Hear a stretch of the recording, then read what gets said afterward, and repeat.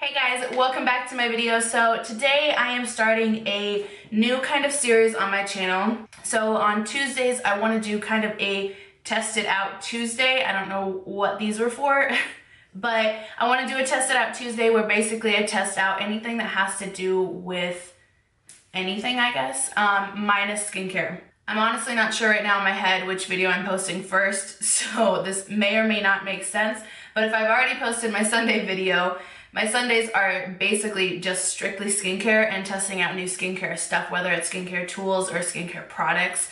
So this will be the opposite. It'll be testing out like beauty products, beauty tools.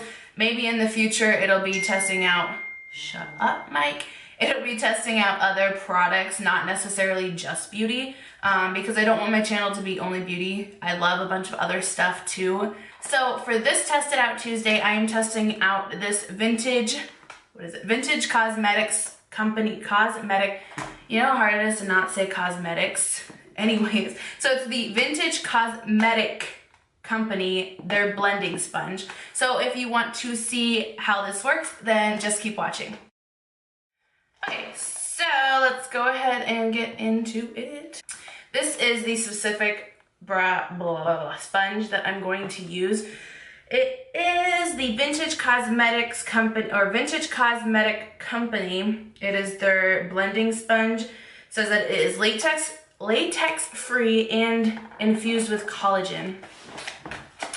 So I did find this at TJ Maxx. I looked online and Ulta does sell some of their products, but it looks like they only sell 3 of their products and they aren't actual like makeup things or even a sponge. But I did go on their website and it looks like they're sold in the UK and the US and I believe Australia. So I just clicked on the one for the US to get the dollar amount, and it is, so it's $7.46 to be exact. And then it said, if you want to know UK, it was £5. So it is relatively cheap on its own. If you find this at TJ Maxx like I did, I found it for $3.99. So that is very cheap. I have seen a couple of companies that have this shape. I've never actually used this shape, but I have seen some companies that have this shape. All right, so this is it completely dry, and this is my Beauty Blender completely dry. So they are about the same size. Beauty Blender is a little smaller when it's dry.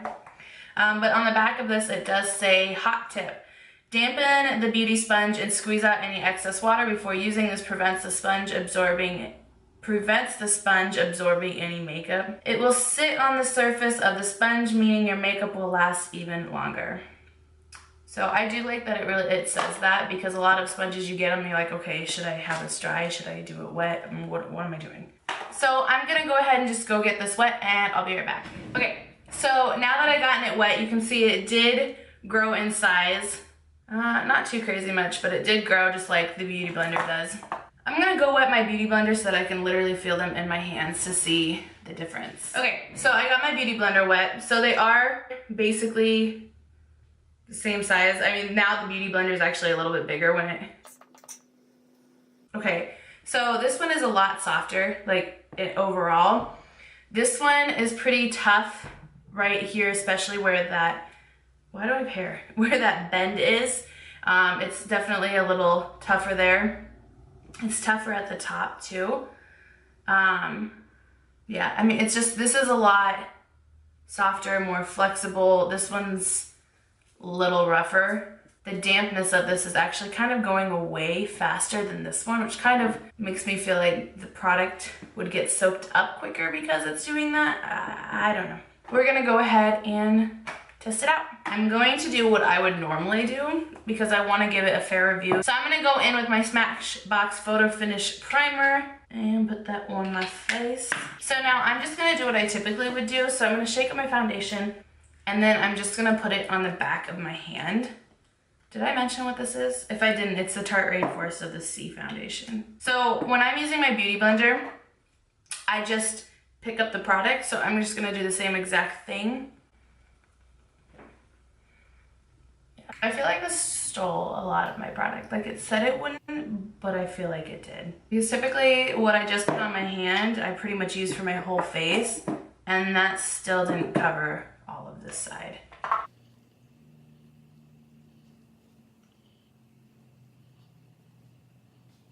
Okay, so I'm gonna go ahead and zoom you in so you can kind of see. I'm gonna have to layer this because this isn't enough of what it normally is, but I'm gonna zoom you in just so you can kind of see. So, as you can see, my redness is still pretty much peeking through, which normally with the amount of product that I just used, it would have been gone by now. But I mean, the finish of it, like it's not streaky. I do like that. Besides it taking all my product, or not all of it, besides it taking a good portion of my product, it doesn't look bad though. Okay, so I'm gonna go ahead and do another layer on top, but instead of picking it up with the Beauty Blender, I'm gonna take my foundation brush and just kind of put it in the places that I need it and see if that'll help. Okay, that helped a lot better.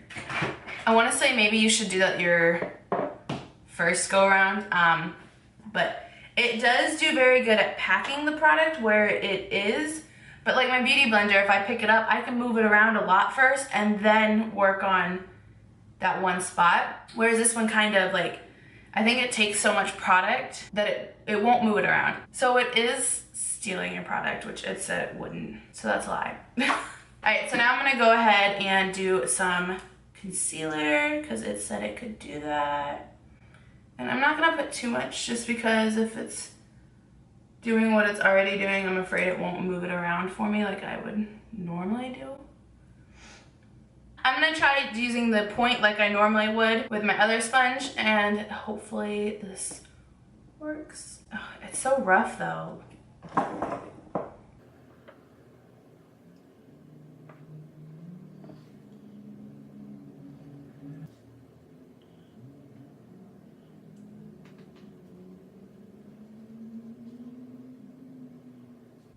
Okay, so I'm gonna go ahead and finish my face off camera and then I will give you my final thoughts. Okay, so now that my makeup is on, I will give you my final thoughts on this. I don't love it, but I don't hate it.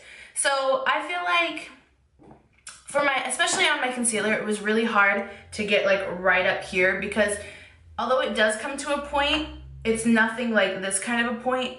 So it was really hard to get in there.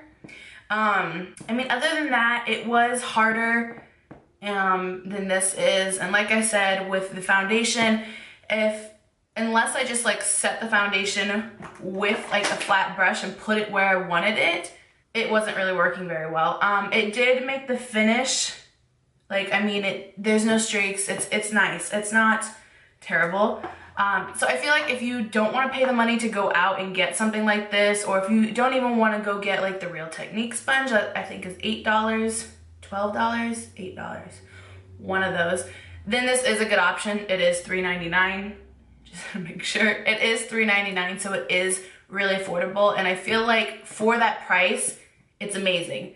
But if I'm comparing it to something like the Beauty Blender, it's not good. But that's only if I'm comparing it. If I'm just saying for the money, is it worth it? Absolutely. It is definitely worth it. It did my whole makeup and, well, it did all my liquids, and I think it looks fine. So for the money, I definitely think it's worth it. That is all I have for this video. So thank you for watching, and I will see you in my next video.